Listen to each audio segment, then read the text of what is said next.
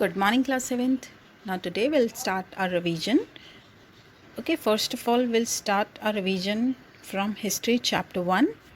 Okay, Chapter 1 is Tracing Changes Through 1,000 Years.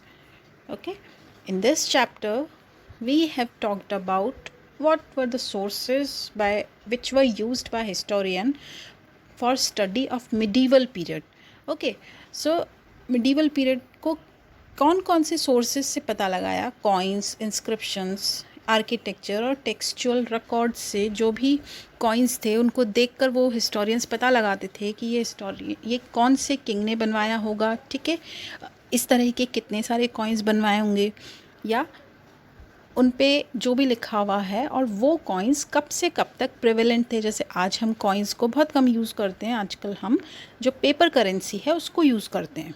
Okay, but जो हमारी history में, हमारे पास्ट में ऐसा नहीं होता था. Okay, so historians were using coins, inscriptions, architecture and textual records for the study of history. Okay, now let's have a recap. The period from second half of the 8th century. Okay, like 8th century, like 701 से लेकर जो 701 से लेकर 799, okay, या 800 बोल दो इसको, 800 तक का जो पीरियड है वो 8th सेंचुरी में आएगा. अब second half of the 8th century means after 750. So after 750 the period started is known as medieval period. 750 से पहले वाला जो पीरियड है वो तो एंशियंट हिस्ट्री का पार्ट है.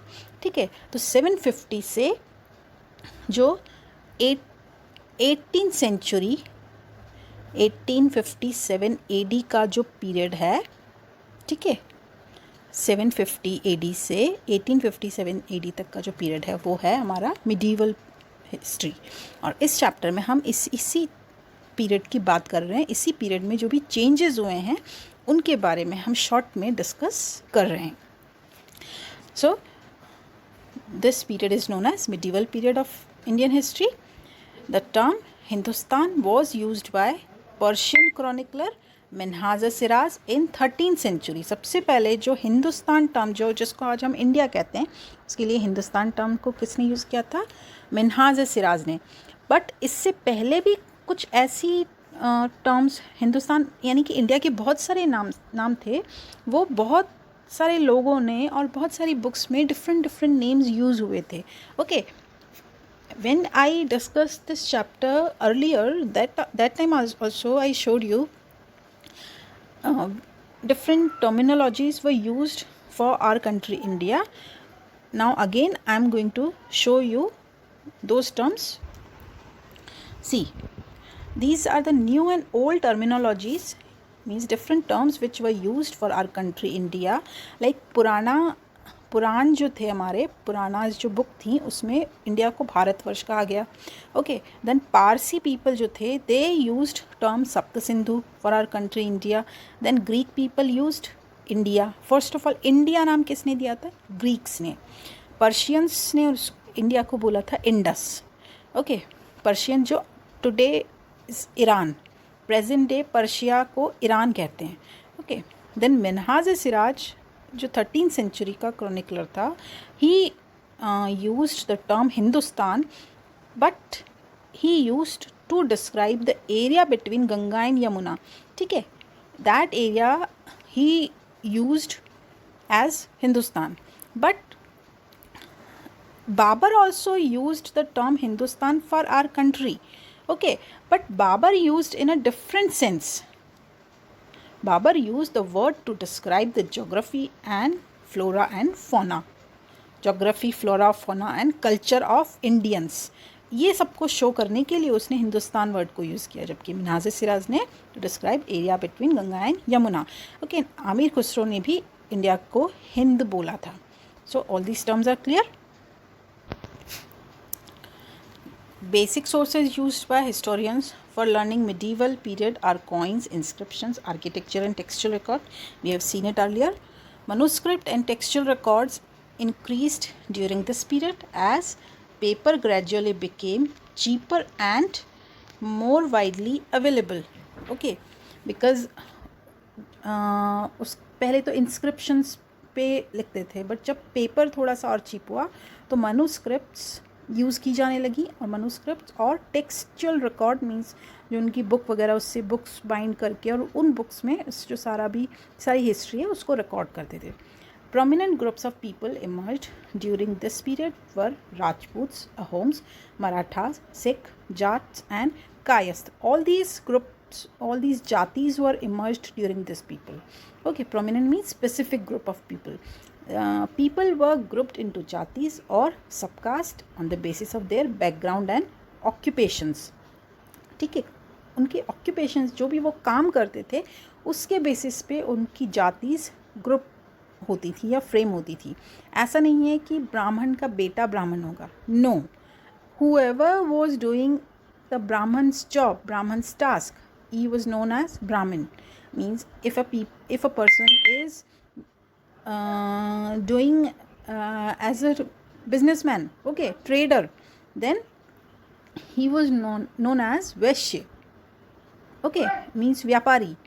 तो इस तरह से जो काम करता था ऑक्यूपेशन के अकॉर्डिंग उनकी जाति डिसाइड होती थी. Major development of this period was the emergence of the idea of bhakti. Okay, means जो भक्ति करते थे, जो भी जिस भी गॉड की, तो उस पीरियड को उस अकॉर्डिंग उन्होंने मीन्स नाम दे देते थे. ठीक है, लाइक हिंदू पीपल हैं या मुस्लिम हैं या इस तरह से.